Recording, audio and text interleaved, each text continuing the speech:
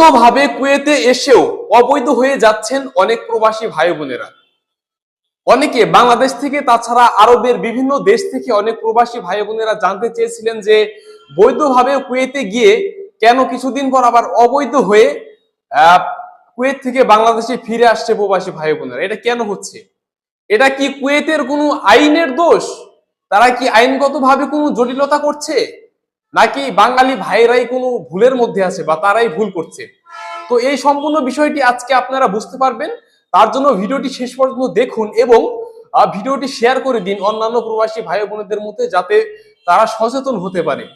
তো চলুন আমরা তাহলে জেনে নেই বিষয়টা। আসলে বিষয়টি হচ্ছে, যারা বাংলাদেশ থেকে কুয়েতে আসেন তারা কিন্তু একটি বৈধ প্রক্রিয়ার মাধ্যমে আসেন। তাকে প্রথমে একটি বৈধ ভিসা সংগ্রহ করতে হয়, ঠিক আছে?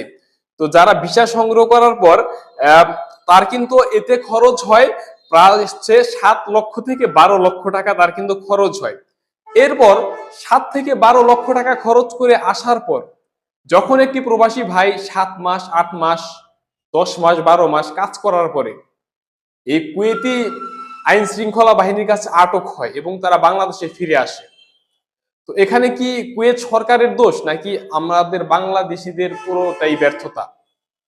আসলে এখানে কার ব্যর্থতা? আসলে আমি বলবো এখানে আমাদের বুঝার ভুল এবং এখানে আমাদের বাঙালিদেরই ব্যর্থতা রয়েছে, যার কারণে আমাদের এভাবে এত টাকা খরচ করে গিয়েও নাকানি চুবানি খেয়ে ফিরে আসতে হয়। এটাই হচ্ছে মেন বিষয়। কিন্তু এটা এমন কেন হচ্ছে? তো এই বিষয়টি আপনারা এখন জানবেন যে, তো এখন একজন প্রবাসী যখন 5 থেকে 7 মাস বা 10 মাস পরে আটক হয়ে দেশে চলে আসে, তখন এই প্রশ্নটি উঠে যে তিনি বৈধভাবে গিয়ে অবৈধভাবে কেন ফিরে আসলেন? আর এখানে টোটাল প্রক্রিয়াটি হচ্ছে বাংলাদেশের ব্যর্থতা আমি বলবো। কেননা হয়তো এটা আমাদের সবার ব্যর্থতা, যে ভিসা দিয়েছিল তার ব্যর্থতা, নয়তো বা তিনি ঠিক মতো বুঝায়নি, বা যিনি যাচ্ছেন তিনি ঠিক মতো বিষয়টি বুঝে যাচ্ছেন না। সে যখন একটি ভিসা সংগ্রহ করে সেখানে একটি এগ্রিমেন্ট থাকে যে সে কুয়েত গিয়ে কি কাজ করবে, তার ডিউটি কতক্ষণ, তার স্যালারি কত ঘন্টা, এই সম্পূর্ণ প্রক্রিয়াটি কিন্তু জেনে তাকে কুয়েত যেতে হবে। কিন্তু জনৈক ব্যক্তি, অর্থাৎ যে ব্যক্তিটি কুয়েত যাবেন, সে যখন এটি সঠিকভাবে না জেনে যাবেন এবং সে সেখানে গিয়ে কি কাজ করবেন সেটি সঠিকভাবে না জেনে সেখানে যান, এবং ধরেন যে সে একটি ফ্রি ভিসা সংগ্রহ করলো, যেখানে যে ব্যক্তি ভিসাটি দিয়েছিলেন, যার মাধ্যমে ভিসাটি পেল, সে হয়তো বা কুয়েতের কোনো কোম্পানির লাইসেন্সধারী হতে পারে। তার সাথে যে ব্যক্তির কাছে ভিসাটা দিয়েছিল এভাবে চুক্তি করেছিল যে আমি লোকটিকে কুয়েতে নিয়ে এসে আকামা লাগিয়ে দেব, ঠিক আছে? এরপর সে এখানে এসে কি কাজ করব তার দায়ভার আমি নিতে পারবো না, টোটালি কথা। এখন বর্তমান সময় বাঙালি ভাই বোনেরা কোম্পানি, কফিল বা ব্যক্তি মালিকাধীন যে প্রতিষ্ঠানগুলো রয়েছে সেই প্রতিষ্ঠানগুলোতে বাঙালি ভাইরা আসতে চান না। কারণ হলো তাদের লিমিটেড স্যালারি, এটাই হচ্ছে মেন কারণ। এখন নতুন অবস্থায় যখন কোনো ভাই বোনেরা প্রবাসী যে কোনো কোম্পানি বা কোনো কিছুর আন্ডারে কাজ করে, তখন তারা সর্বোচ্চ 70 থেকে 100 দিনার পর্যন্ত স্যালারি সেখানে পান, ঠিক আছে?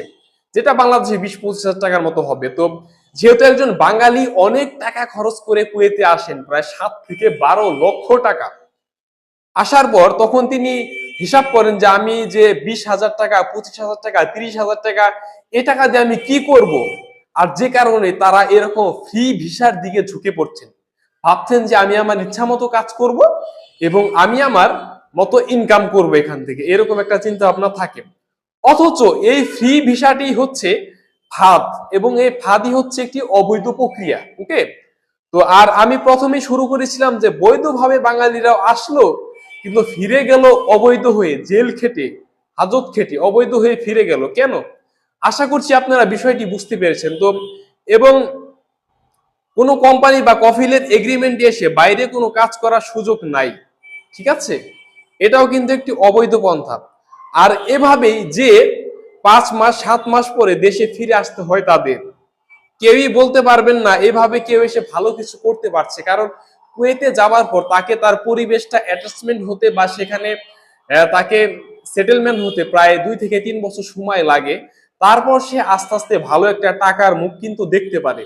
তো সে পর্যন্ত তাকে ধৈর্য ধরে থাকতে হয়। আর যারা কিনা এই ফ্রি ভিসায় যাচ্ছেন, ইচ্ছা মতো কাজ করতে চাচ্ছেন, তারা কিন্তু আটক হয়ে দেশে ফিরে আসছেন। এতে কিন্তু আপনাদের আমও চলে যায়, ছালাও চলে যায় বলতে গেলে।